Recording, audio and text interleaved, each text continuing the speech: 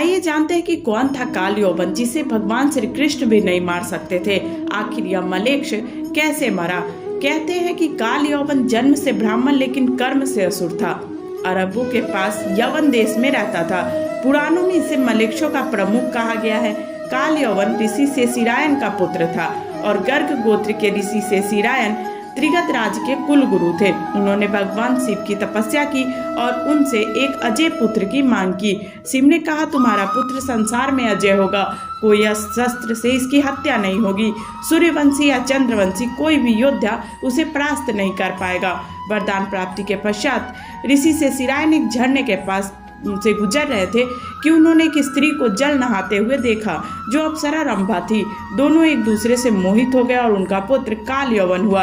रंभा समय समाप्ति पर स्वर्ग लोक वापस चली गई और अपना पुत्र ऋषि को सौंप गई। कालजंग नाम का एक क्रूर राजा मलीच देश पर राज करता था। उसे कोई भी संतान नहीं थी, जिसके कारण वह परेशान रहता था। उसका मंत्री उसे आनंदगिरी पर्वत के बाबा के पास ले गया। बाबा ने उसे बताया कि ऋषि शेषिरायन से उनका पुत्र वह मांग लाए।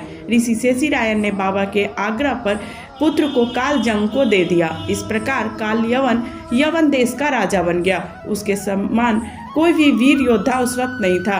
एक बार उसने नारद जी से पूछा कि वह किससे युद्ध करे जो उसके समान वीर हो। नारद जी ने उसे भगवान श्री कृष्ण का नाम बताया। राम के कुल के राजा शैल्य ने जरासंध को यह सलाह दी थी कि वो कृष्ण को हराने के लिए काल यवन से दोस्ती करें। काल यवन ने मथुरा पर आक्रमण के लिए सब कुछ तैयारी कर ली और दूसरी ओर जरासंध भी सेना लेकर निकल गया।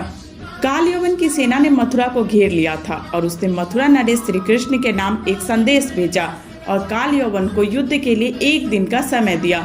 श्री कृष्ण ने उत्तर में संदेश भेजा कि युद्ध केवल कृष्ण और काल यवन में हो, सेना को क्यों व्यर्थ लड़ाएं। काल यवन ने स्वीकार कर लिया। अक्रूर जी और बलराम जी ने श्री कृष्ण को इसके लिए मना किया। तब श्री कृष्ण ने उन्हें काल यवन को शिव द्वारा दिए गए वरदान के बारे में बताया और यह भी कहा कि उसे कोई भी हरा नहीं सकता।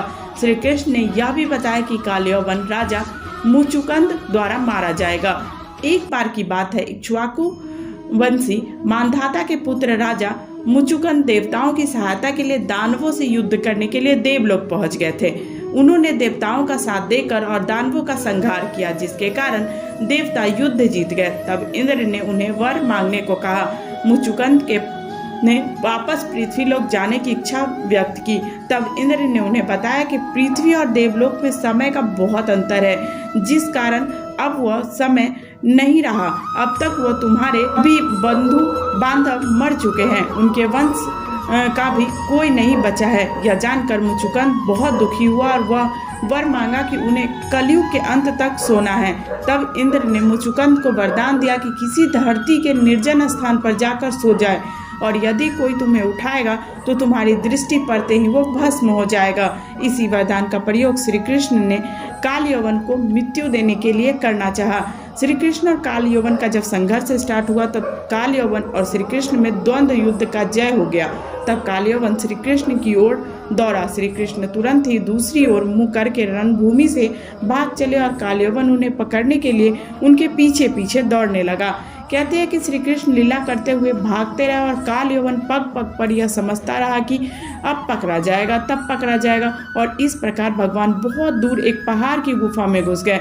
उनके पीछे काल यवन भी घुसा और वहां उसने एक दूसरे ही मनुष्य को सोते हुए देखा।